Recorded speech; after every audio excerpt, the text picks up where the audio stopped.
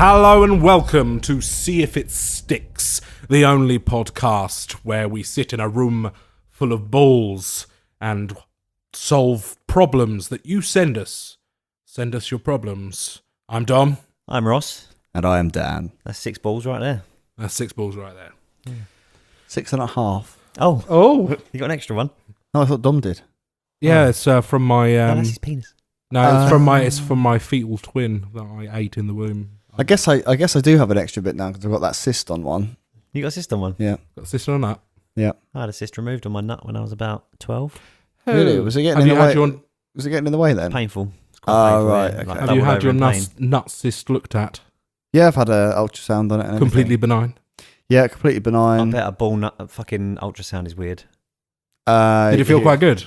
No, it didn't. They cover it in jelly. Did they like grab it so it goes kind of taut? Yeah, I had to grab it. Oh, yeah. really? Oh my god! And what? Because obviously you can feel the ultrasound a little bit when Yes. it's on. Because I've had it on my sort of abdomen before. Yes, sort of a mild vibration. Was it a man or a woman? It was a woman. Oh, God. Oh.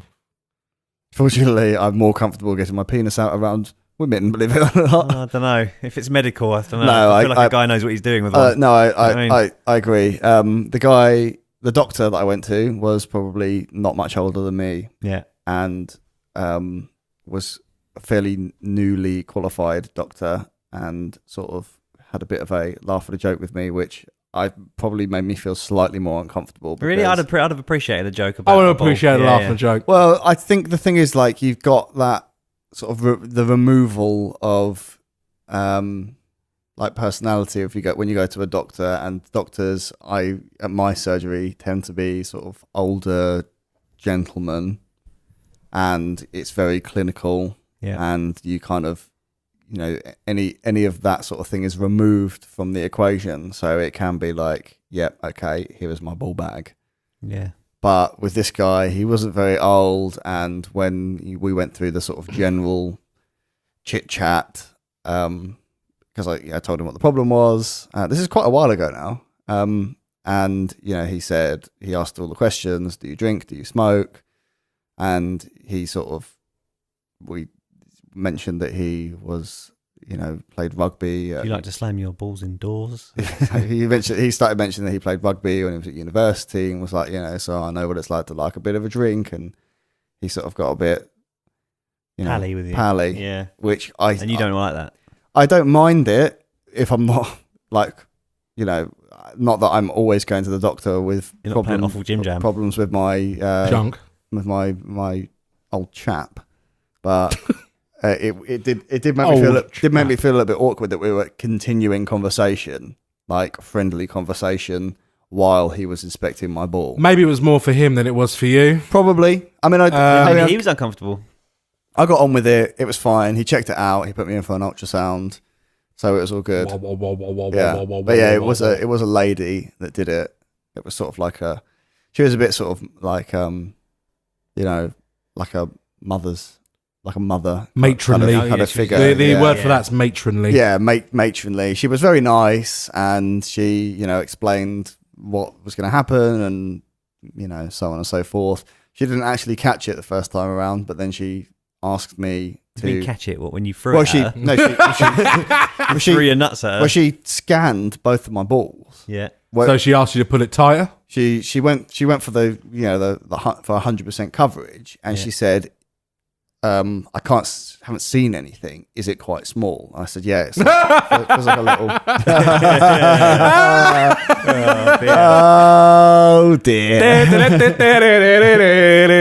So, you know, I said, you know, it's kind of like, you know, mate, it's like a small BB or something like that.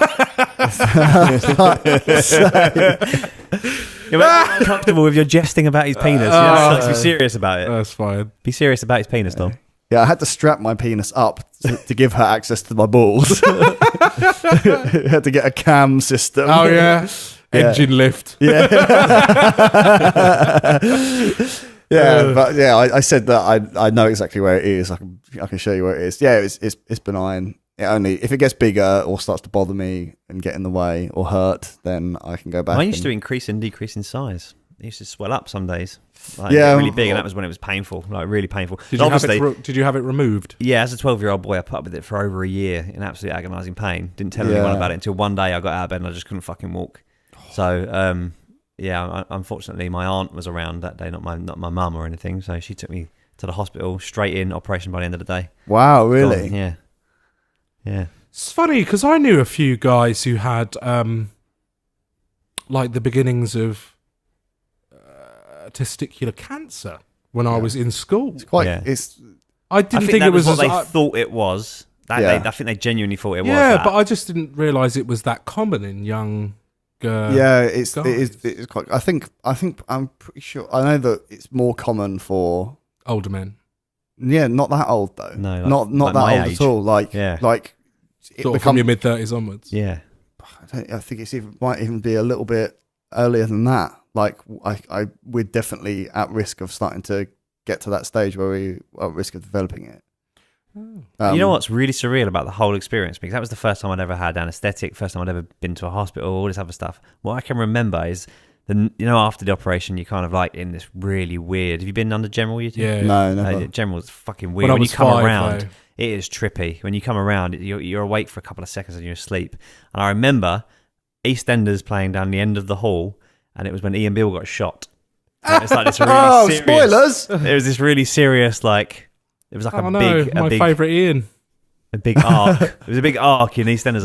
I remember that as clear as day Really? from that whole experience. Yeah, I remember- So I woke for 2 seconds to see Ian Beale get shot. I remember when I was under general. Actually, I've been under general twice. Tell a lie. Once for my tonsils when I was like 4, and once for my arm, which I broke when I was 6. Jumping Okay. off. Do you remember in Herne Bay the ship climbing frame by the clock tower? No. I jumped off the top of that. Oh no, yes, Yes, no, it I was do like a remember. pirate ship. Yeah, Pretty cool. It's all gone now. yeah. Because you Different- broke a different part. fucking leg. No, it's a different. No, only recently. It's a different park. Anyway, I didn't even notice it when I broke my arm, and like I walked up to my mum and was just playing around, and this bloke was just went, "Oh, have you looked at your son's arm?" And it was apparently like this. She didn't even fucking notice. Two you know? elbows. Like yeah, like fucked. It was like Yeah. bad. And she was like, "Oh shit!" And apparently she just started screaming because women.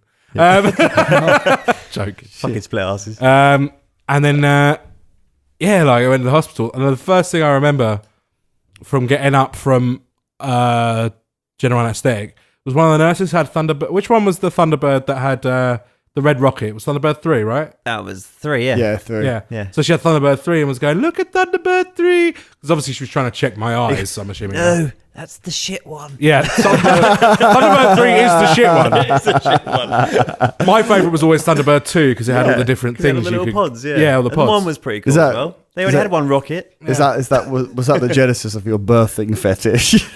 Ew. I don't have a birthing fetish, just for. But yeah, she was trying to do it in some way, like like the follow the finger, but for kids. And she was like putting it across my vision, and that's all I remember is just Thunderbird 3, just going across my eyes. Yeah, funny enough. I've been under 3 times, but the other 2 are both for my teeth. Anyway. The other two were recreational. Yes. Anyway, Yes, let's move on. I think the moral of the story is check your nuts, guys. Check your nuts, guys. Yeah. Whatever age you are, best time to do it when you're in a nice soapy shower. Yeah, that's when I did it. That's when I caught it. Yeah, your ball bag's nice and distended. But don't Distended. That's don't kind of a gross word. don't only say this to males because women need to be doing their checks as well. They need to check their nuts. Their nuts, not their nuts. Their chestnuts. Yes, their chestnuts. Yeah, and also under your arms for ladies. Tell you what's even better. Check each other's. Oh, yeah. Jump in the shower. Nice hot soapy shower. Check each other's. Check each other. Why not mix the two? Why not mix the erotic and the medical? Yeah, exactly. Yeah, that is a good point though. I mean, Wait till after the soapy hand job before you tell them yeah. about something. Fortunately, I kind of just happened to know Kind of kills the mood. that. Was that episode of Family Guy, isn't it? Where she finds a lump on his breast when they're having sex. Yes. Fortunately, I just kind of happen to know that the cysts on balls are far more common than cancerous lumps. Yeah. So the odds were in your favour. Testicular cancer is actually is one of the more uncommon ones. I thought that was one of the more common ones. No, but because you can commonly get nuts on your balls, it sometimes Nuts on goes your balls? untreated. I mean, sorry, you get lumps on your nuts. Yeah. Right, yeah. You can get lumps on your nuts relatively semi-regularly. No, the odds if you find a lump on one of your testicles, the odds are certainly in your favour. Yeah. But you should always get it checked The advice is go and get it checked out pretty much immediately. Yeah. Because I waited for a couple of days because I thought I would see if it was getting bigger or smaller or whatever. And then I called up. But yeah, he said exactly the same. You know, it's really good you come down. Really good that you check your balls. Very important. And Don't wait till Movember, gentlemen, when they remind you to do it. No, don't. I must say that I have previously been a very inconsistent ball checker. And I don't know why it particularly crossed my mind on this day when I found it. Maybe I sort of subconsciously noticed it while I was washing myself in the shower or something. But yeah, it's become more frequent now that I've actually found a lump on my ball.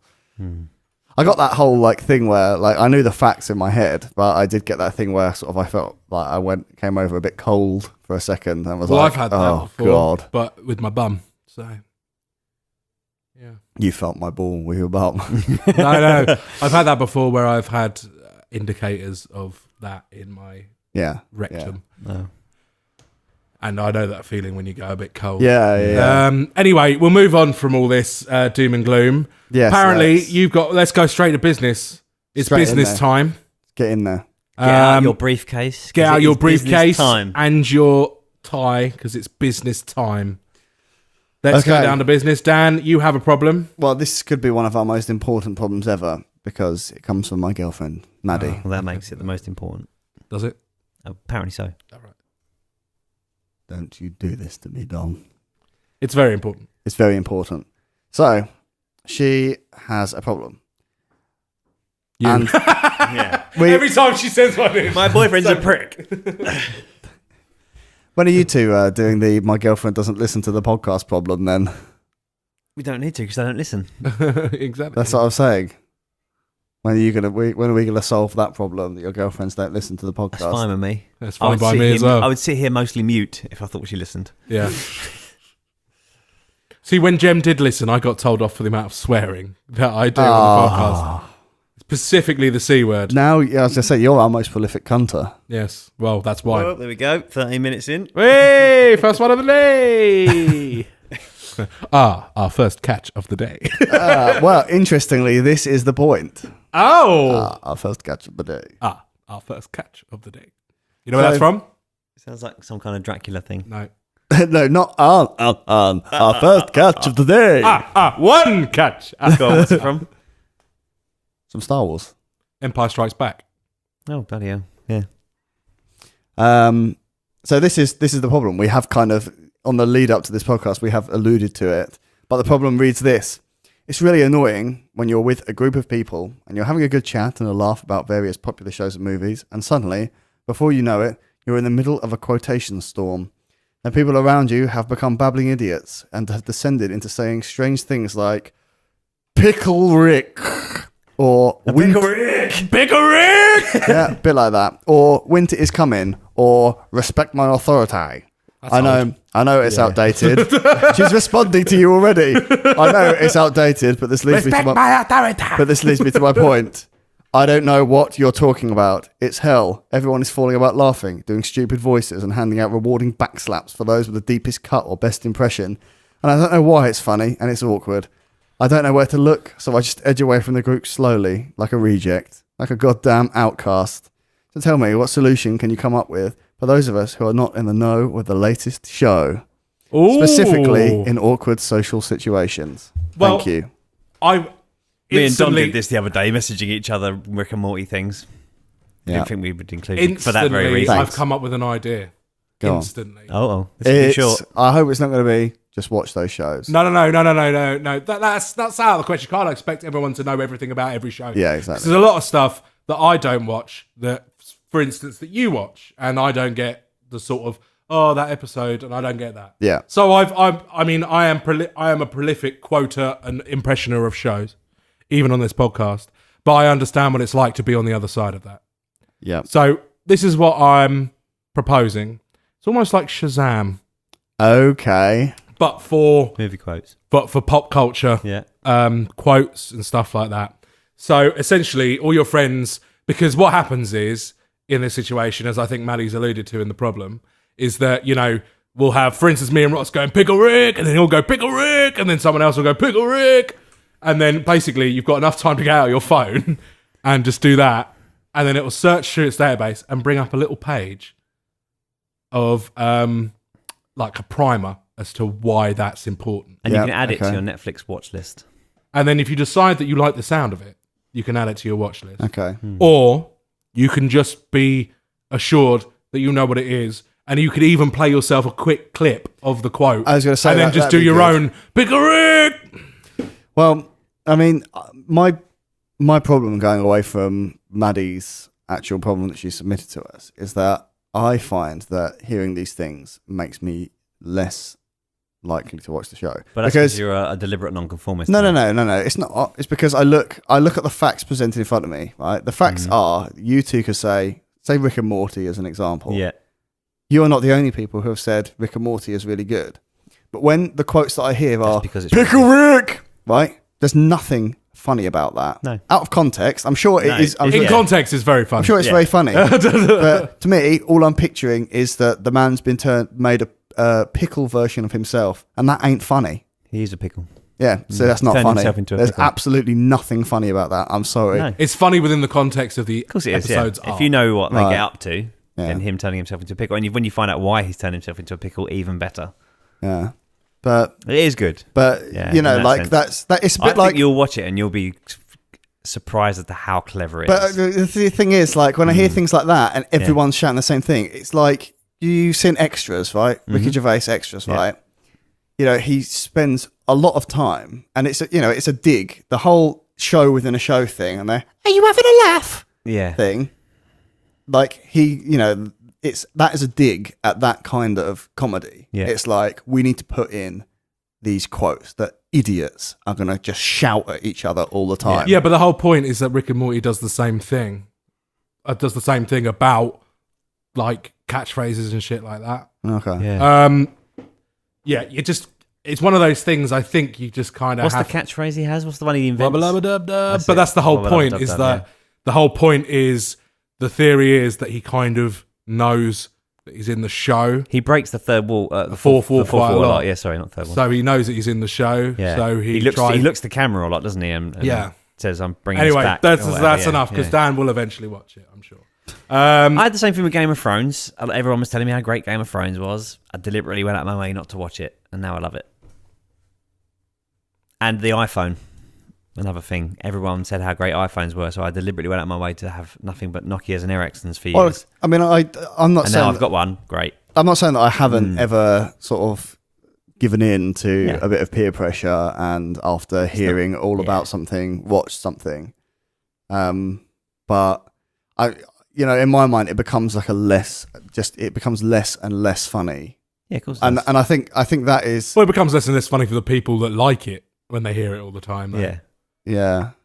I mean, like the best example for me is my old friend, the UK television show, The Mighty Oh, Boosh, God, here we go. because Do you know how many times I've heard about The the Bake Off's Mighty coming Boosh? down. The Bake Off is here. The adverts have started. mate. I think it's a terrible idea that he's on it.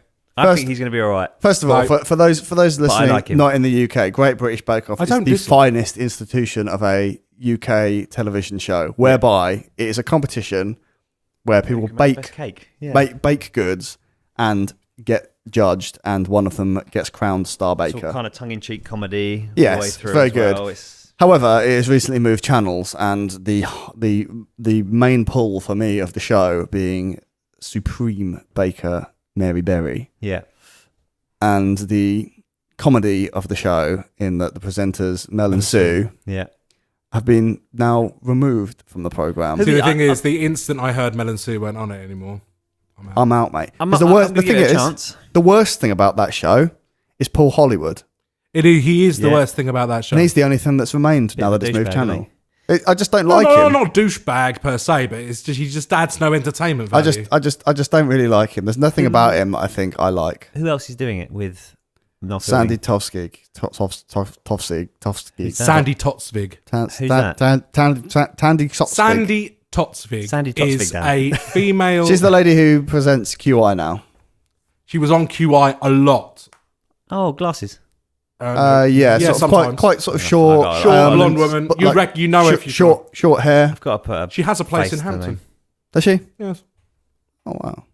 Well, I'll go and put it on her bloody garden if she mucks up Bake Oh Off. no, I like Sandy Totsvig. Oh, yeah, no, yeah. Have you watched the most, because it's on Netflix now, and I didn't watch it when they were on TV, the newest season of QI? No, it's not QI without Stephen Fry. Well, actually, she does a pretty good job. Yeah. What's, you'll know this, what's an alma mater?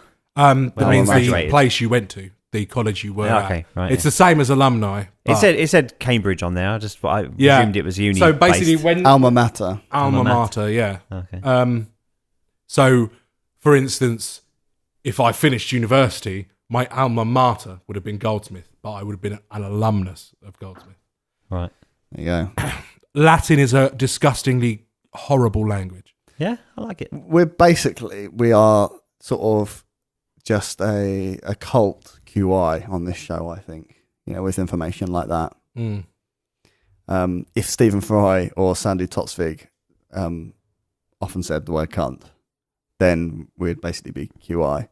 That's two. Do you think? Yeah, I think so. Yeah. Yeah, I think so. Average. We need a Phil Jupitus title. Oh, wait, no, I'm that guy. I'm the Phil Jupitus of this program.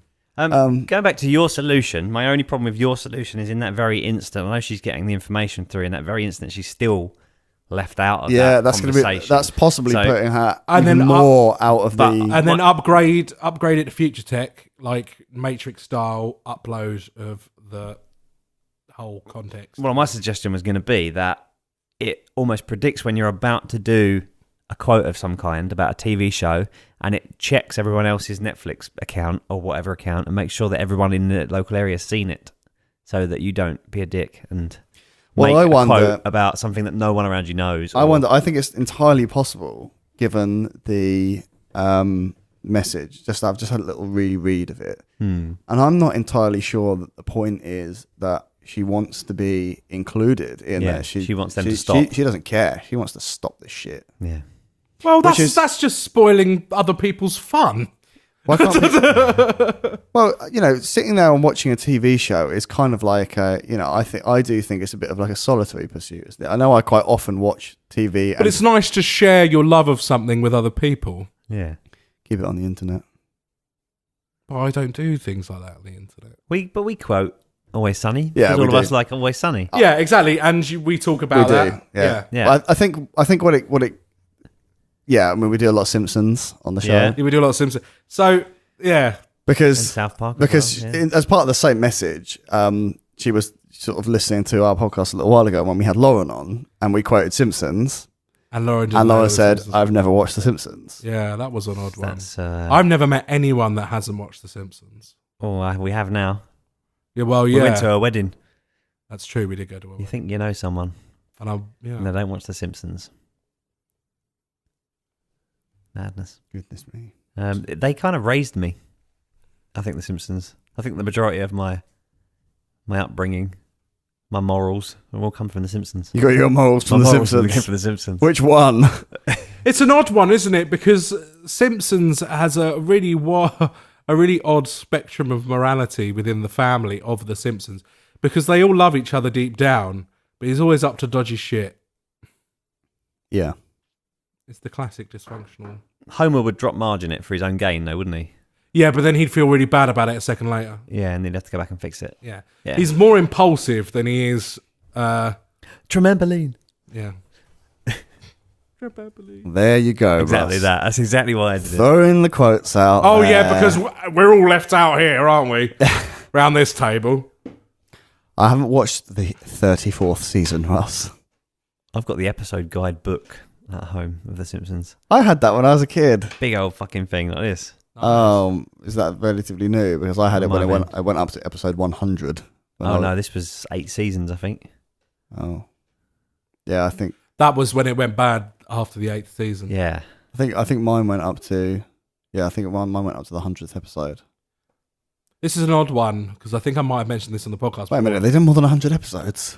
I think they're about 500 in now. Yeah, they need to catch up. Over 500 in. But yeah, like I don't know. I may have brought this up on the podcast before, but I read this really good article about examining why The Simpsons went downhill after a specific episode. I think it was in season 8, and it's the episode where Skinner is outed as being a fake. And his name's Armand Tenzarian. Right. And the real Seymour Skinner comes back. Yeah, the real Seymour Skinner comes back, and the whole like that. The guy goes into really big detail. It's like a proper essay on why that's the tipping point. That's when it jumped the shark, because that would have been a long time ago. I think there's even an episode where Homer jumps the shark.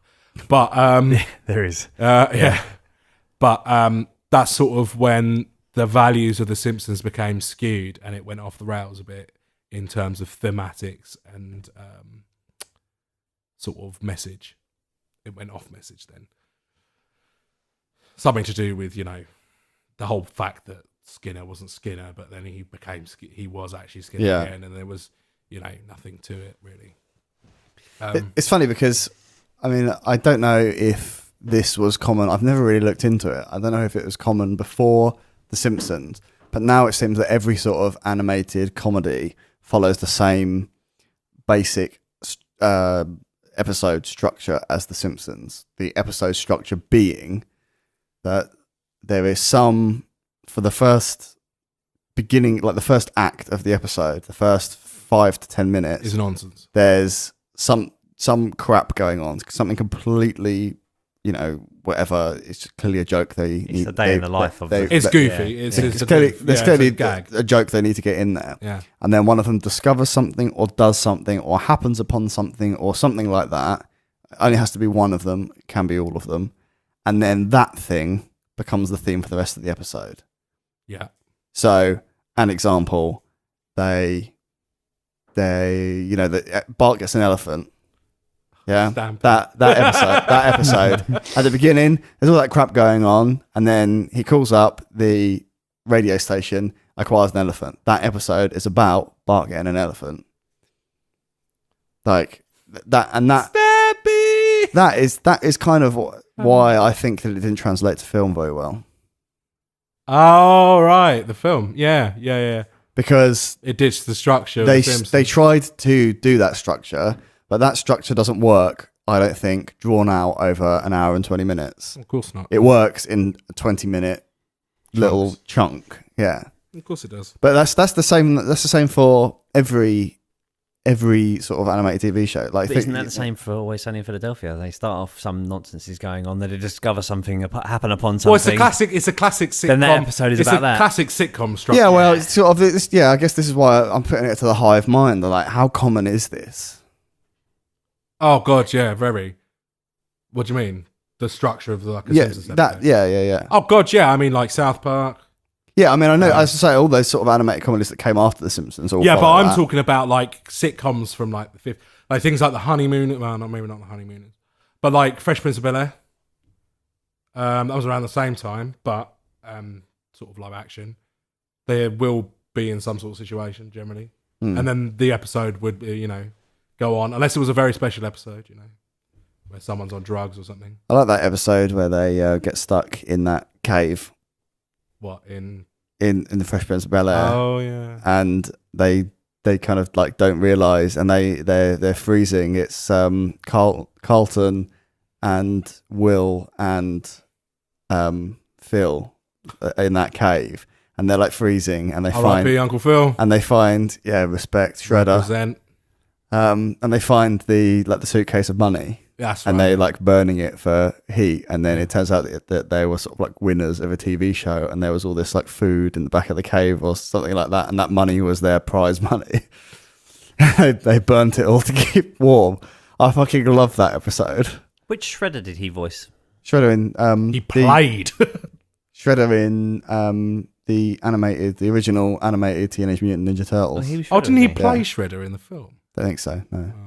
Big for Shredder, wasn't he? That's true. He was always a big fella. Yeah, the animated one was what I used to watch. What, the Teenage Mutant Ninja That one. Yeah, that's the Turtles, one. That's the one I used to Teenage watch a lot. Yeah, the 80s one. Yeah, she was Shredder in that. Dimension X. Another quote. Not the quote. Yeah, This show would be nothing without quotes. that's very true. Maybe she's trying to tell you something about the actual structure of this podcast. Yeah. Maybe we need to happen upon something. No, it's too late. We're too far. We're going towards the resolution now. Like, We're in the final we're act. coming towards the third act, mate. It's true.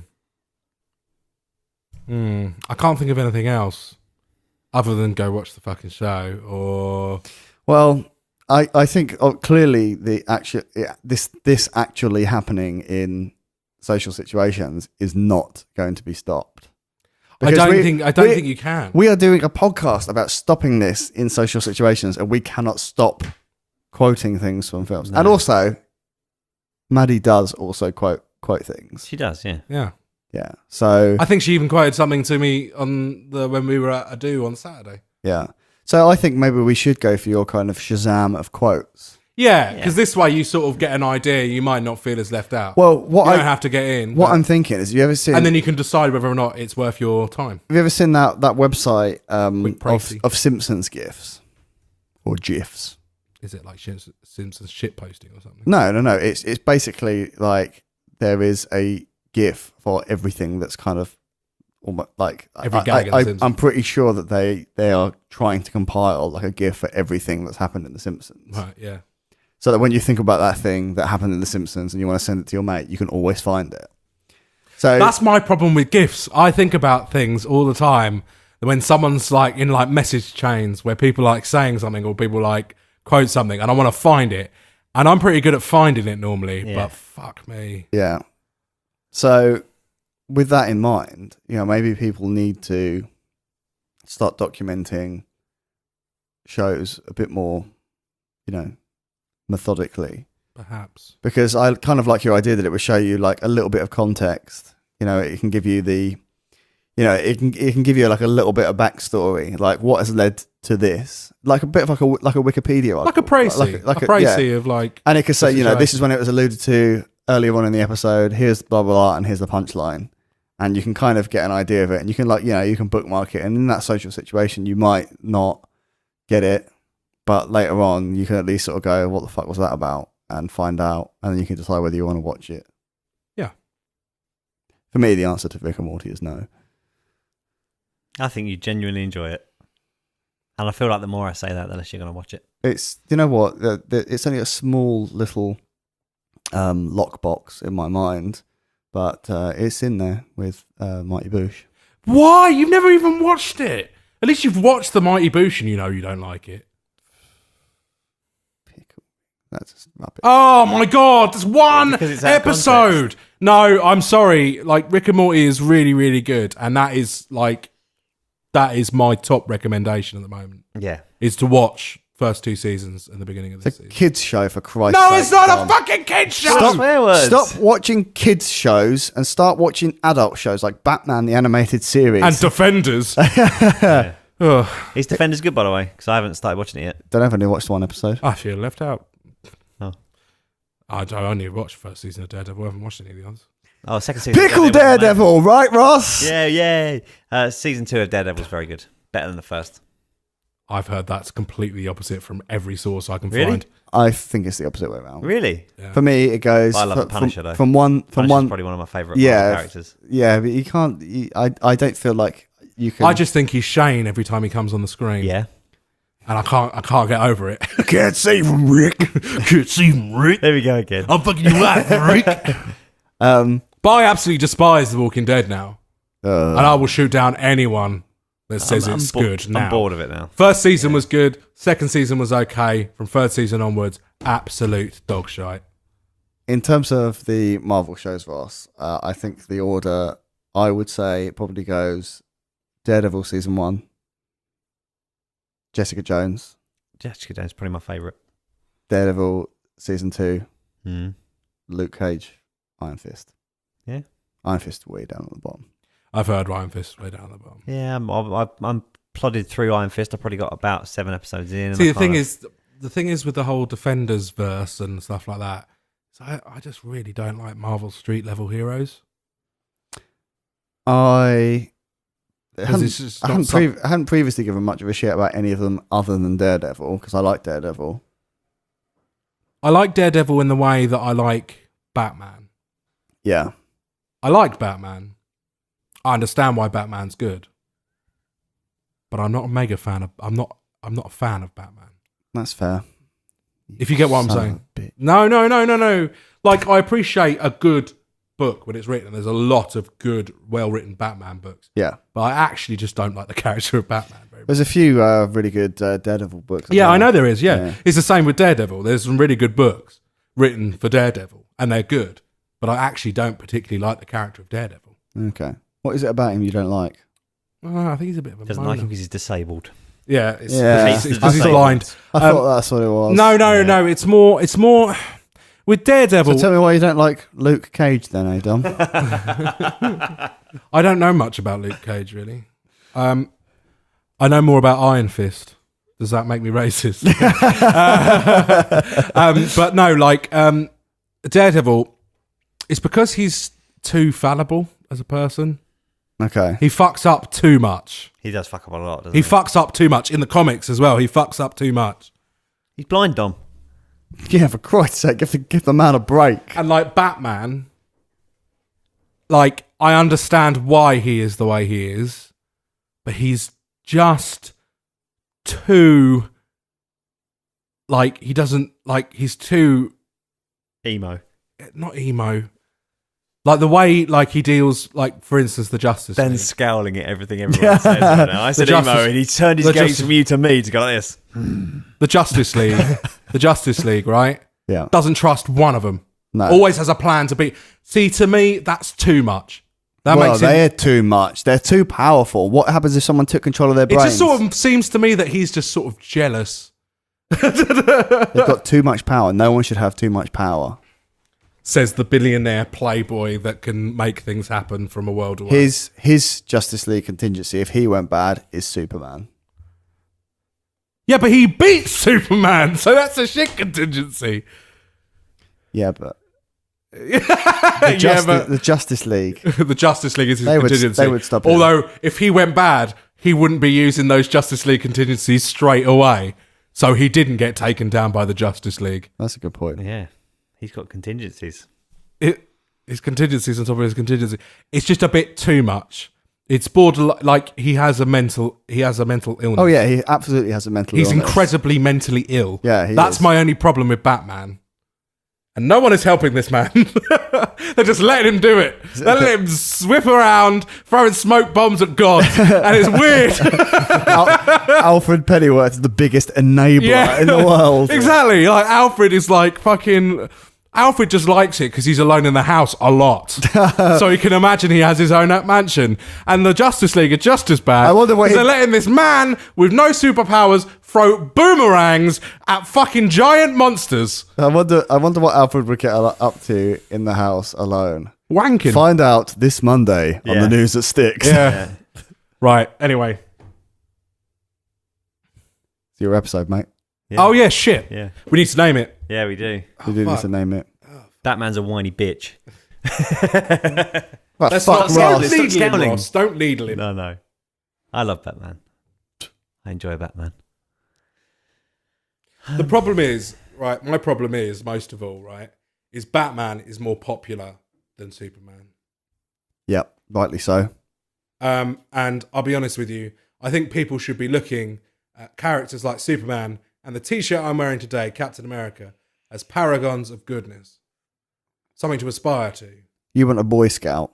I want a Boy Scout. I love a Boy Scout hero because they can be fallible as well. And there's a lot of good story. Well, maybe not Superman, but there's a lot of good stories where Captain America is fallible. I'm not currently into the whole. I haven't read any of the Captain America Hydra stuff or anything. No, like me that. neither. And I don't care. Captain America to me is always the guy that fights for the little dude. I was. Where Batman doesn't fight for the little dude. He sort of fights for an abstract concept of justice. Yeah. Whereas Superman will save, a kiddie falling from a building, or like in All-Star Superman, where you know, he's doing all this crazy shit with all this crazy like hammers and anvils, cosmic anvils and crap like that. And then he just spends a little time just to talk to this girl who's going to jump off a thing. That bit makes me cry every time. Oh. That to me, that is the soul of Superman, right there. Like he's not punching continents in the face. He's just sort of standing there going like, "Oh, it's not so bad," you know. And he's stopping this girl from jumping off. He's not even grabbing her or like forcing her to stop. He just has a little chat with her and cheers her up. That's why and she steps off and that to me is a hero. That's why I quite like Superman for All Seasons by Jeff Loeb. Yeah, because it's just kind of sort of like real easy paced. That's the one where he's like walking across America, isn't it? Good-hearted Superman, and that is my Superman, not like Nick twisting emo Henry Cavill Superman. Let's not talk about that. I want my Superman to have a cosmic anvil, but also be able to take time out of his busy cosmic schedule to just chat to a girl who's going to jump off a building. Because he's trying to save everyone. You want Chris Reeve Superman back. Chris Reeve. Like when he gets changed in the photo booth and he looks at it and it's Clark Kent changing into Superman and he rips the bottom photo off and gives it to the kid who's waiting outside the photo booth. Yeah.